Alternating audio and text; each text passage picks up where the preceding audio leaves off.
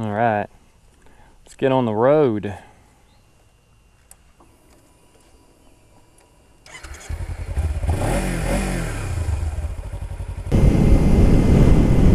Hello, ladies and gentlemen, and allow me to formally introduce myself. I am Mike, and I've recently changed the name on my YouTube channel to Leader Bike Mike.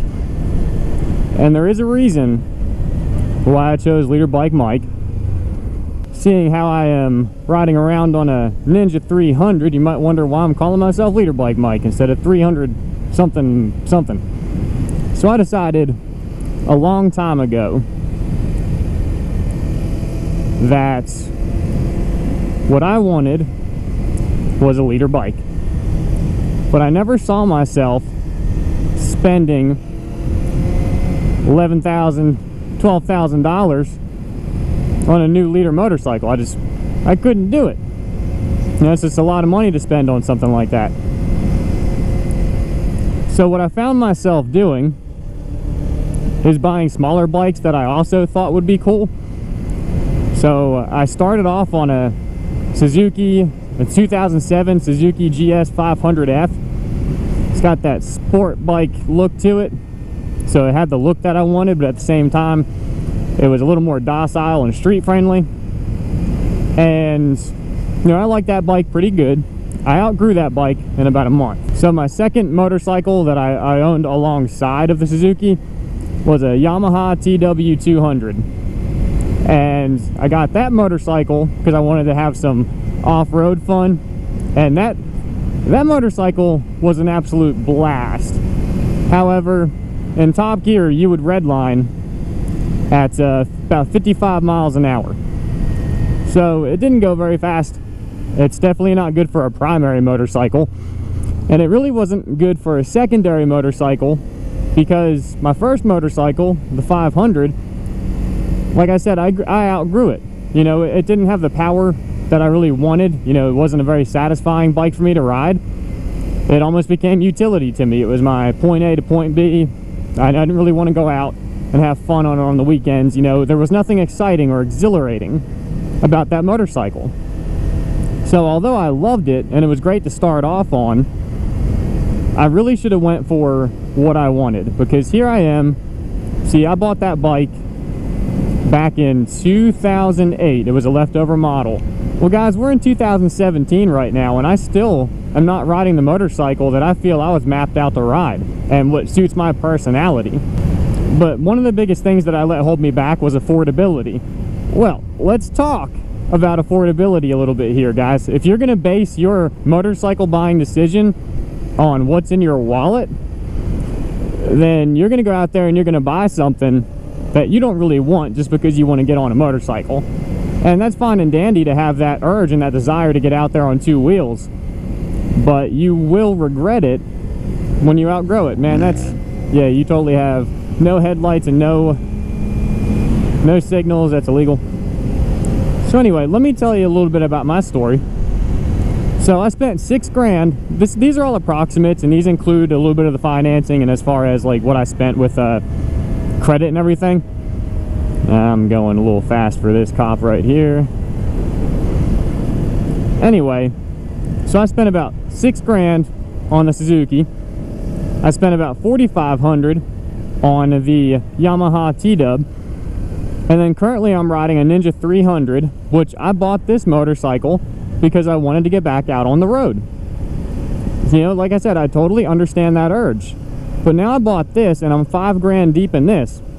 Actually, probably about $5,500 after you throw in, you know, whatever taxes and fees and whatnot. Let's round those two 500s up on one of them. So $6,000, $5,000, and $4,000. Or $5,000, and $6,000. If I did that math right, which I really hope I did, because I like to kind of consider myself a mathematician, but I've been known to screw up every now and again. But think about that, guys. That's $16,000. I've spent $16,000 on motorcycles that in the end did not satisfy my needs, when I could have went out and bought that leader bike for 11 or 12 grand. That doesn't sound very smart, does it?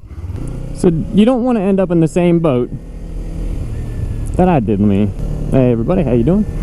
Yeah, you don't want to, find yourself spending all this money on motorcycles and never getting anything that would really satisfy you. So I spent more in the long run, and I'm still yearning for that leader bike.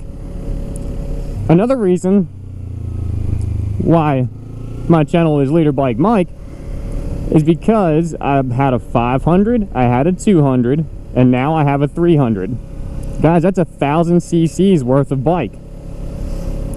I've bought 1,000 cc's worth of bike. I spent $16,000 on that.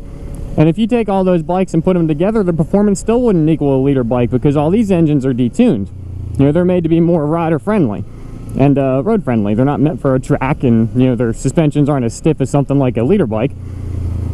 So you can have a more enjoyable riding experience on roads like I live on, which, as you can see right here, we got gravel on our roads, we got potholes. It's not a very good environment for a leader bike. But, if you learn control and you have some form of self-preservation to you, you'll be okay. So, when you're picking out a motorcycle, you got to pick out something that defines you as a human being. And you don't need to work your way through beginner bikes. And this conversation I'm having with you right now is if you've never had a bike but you're looking at trying to buy your first bike and you're trying to figure out what you want, don't settle for just a beginner bike. And if you are going to settle for a beginner bike, don't buy it new. Buy you something used and small and cheap that just, gets you the main riding experience of, learning how to stay up straight. And here's the beauty of it. The bike already wants to stay up straight, guys. Motorcycle riding is not that difficult. And furthermore, if you think you're going to buy a beginner bike and you're going to work your way up to a bigger bike, that's not the best way to think either.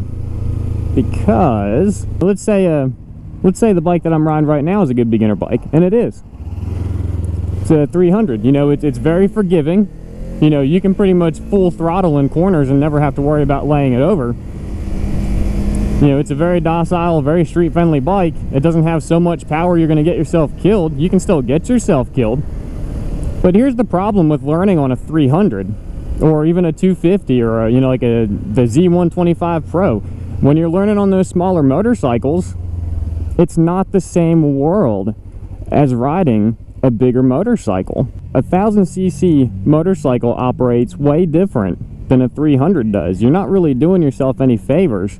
And you're not really learning anything if you're trying to get on a 1,000 cc bike later on.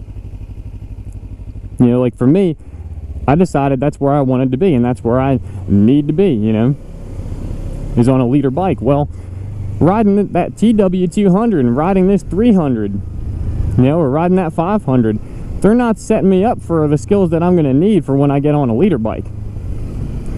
The throttle is way more touchy. They got way more power to them. The steering, even is tighter. The handlebars are all the way down here. So, you don't... Now, that doesn't really play in when you're on the street and most of your turning has to deal with leaning. But I'm just talking about like in a small parking lot or something like that.